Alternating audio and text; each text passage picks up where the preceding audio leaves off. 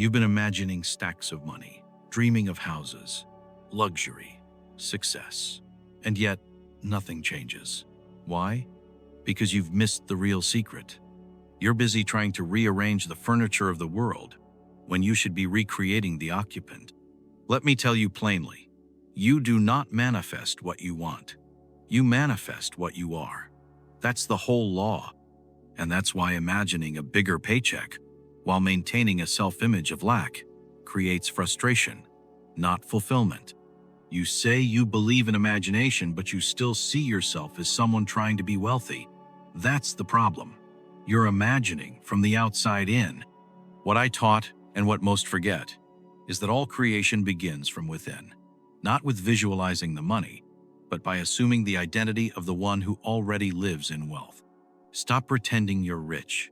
Start being who you would be if you were, not someday now. Speak from that place. Think from that place.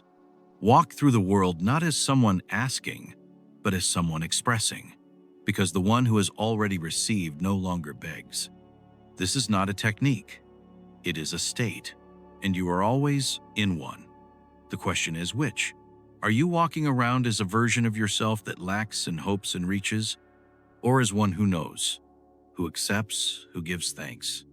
You've been trying to change your life, but your life is your identity, made visible. If you want more money, the answer is not in trying harder. It is in being the person to whom money naturally flows. The first thing you must understand is this. Imagining money will not make you rich, but stepping into the identity of one who is already provided for that changes everything. Because once you change who you are, the world will have no choice but to reflect it. Let me be clear. You do not become wealthy by reaching for wealth. You become wealthy by being wealth, by assuming it now, not waiting for the evidence. Most people live in a state of almost successful, almost confident, almost ready. But life does not respond to almost. It responds to conviction, to clarity, to identity. And identity is not something you earn. It's something you accept instantly. People ask, how do I know if I've assumed the state of wealth? And my answer is simple. Look at how you think, how you feel, how you carry yourself in silence. Are you constantly checking the bank balance with anxiety? Are you measuring your worth by what hasn't shown up yet? Then you're not in the state. You're in the illusion of effort, and effort is the enemy of embodiment. Stop trying to manifest wealth as if it's separate from you. It's not out there, waiting to arrive. It is only ever in here, waiting to be expressed. Wealth is a state of consciousness. It has nothing to do with dollars, and everything to do with your assumption of self. Here's the hard truth most will never face. If you feel like someone without money, no amount of affirmations will override that, because your world listens to your being, not your words. And if your being is rooted in lack, it will find 1,000 ways to bring you more of it. This is not punishment, it's law, the law of consciousness. You are the cause, you are the source. And when you finally accept that, not as a theory, but as your operating system, then you'll stop waiting for abundance to arrive, because you'll realize it was never missing. You were. The shift doesn't happen by changing your surroundings. It happens by becoming the kind of person for whom wealth is normal, natural, assumed. And from there, without force, without struggle, your world changes itself. Most people fail right here. They think they're close, but spiritually, energetically, they are miles away. Why? Because the feeling of not yet is still present. And as long as that feeling exists, you remain in the state of lack, no matter what you visualize. So the question isn't, how do I attract more? The question is, who am I being that believes I still need to? Desire alone is not enough. Everyone desires. The beggar desires. The desperate desire. But only the assumed identity has power. You say you want money. You want freedom. You want more. But if your desire is followed by fear, hesitation, or delay, then what you really want is to stay the same, while hoping life upgrades around you. And life does not play that game. The universe doesn't respond to neediness. It responds to certainty. And certainty is the child of assumption. When you assume, you stop asking. When you assume, you stop waiting. You live from the end, not toward it. That is the missing link for most. They desire, but do not embody. They speak abundance with their mouths and carry poverty in their bones. They recite affirmations, but never move as the one they claim to be. And movement is proof. Identity always leaks through behavior. You cannot fool consciousness. You tell me you want financial breakthrough, but then you shrink around opportunity. You hesitate when it's time to invest in yourself. You second-guess your ability to earn, to create, to receive. That's not desire, that's doubt. That's delay. And delay is just self-rejection in slow motion. Assumption is not pretending. It is not play-acting. It is a decision, this is who I am now. Not after the job, not after the raise, now. And the moment you decide, your world begins the reorganization process unseen. Yes, but unstoppable. The law is ruthless in its consistency. You become what you assume, not what you want, not what you try, not what you perform once in a while. What you assume consistently, quietly, deeply. This is where it all changes. When you stop desiring without faith, when you stop rehearsing abundance and start being it in your posture, your decisions, your energy, your silence. You've been begging the world to change, but you're the one holding the key. Assumption is the turning of the lock. You've spent your life trying to get things more money, better opportunities, greater status. But that posture alone keeps you in the state of not having. And as long as you are trying to get, you are declaring that you are not yet the person who has. Let me make this simple. Abundance is never attracted. It is reflected.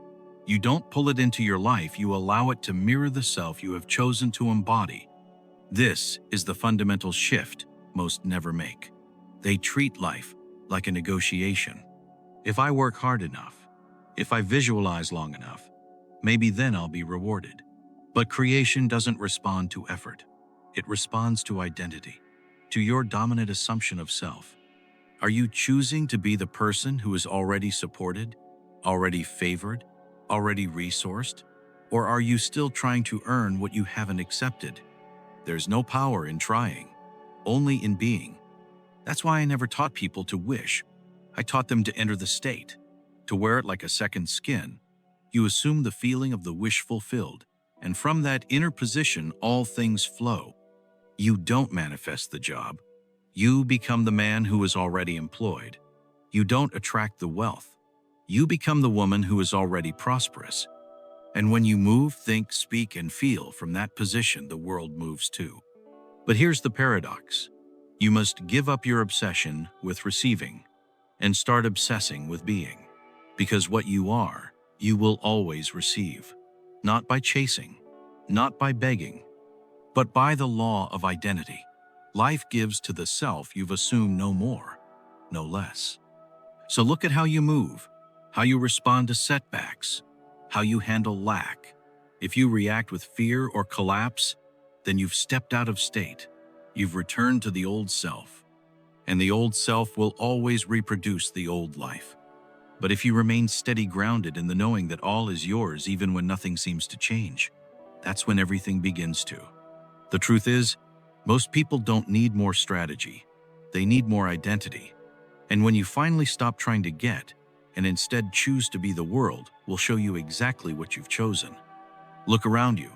The people, the conditions, the bank account, the opportunities or the lack of them. All of it is echo. All of it is reflection. All of it is self-pushed out. You keep asking, why hasn't it happened yet? But that question only exists when you believe the cause is outside of you. It isn't. It never was. Your life isn't a mystery to be solved. It's a mirror to be read. If you want to know what you truly believe about yourself, don't look at your affirmations. Look at your life, your relationships, your finances, your self-worth. They are telling you, in real time, who you have chosen to be. And here's what most people miss. You don't fix the mirror. You change the face that stands before it. You think money is delayed because of timing. It's not. It's delayed because your inner self still expects it to be. You haven't dared to walk as one who knows it's done. You haven't dropped the mask of lack long enough to feel the air of true abundance. The law is exact, not emotional, not sympathetic. It gives you you, not your words, not your hopes, but your identity. And when you shift that, the echo changes. This is why the outer world seems slow, because you're still negotiating with your old self, still asking for permission, still clinging to the version of you that's afraid to believe fully. But belief is not an accessory. It's an engine. It moves the entire system. The moment you fully embody the self that already has the money, the peace, the ease, everything around you bends to match. Not by magic, by law. Your world cannot resist the signal of who you've become. So stop asking when. Stop asking how. Start asking who. Who am I choosing to be right now, in thought, in silence, in crisis, in celebration? Because your world isn't responding to your dreams. It's responding to your identity. And that identity is not found. It's chosen. And once it's chosen, the echo becomes unstoppable.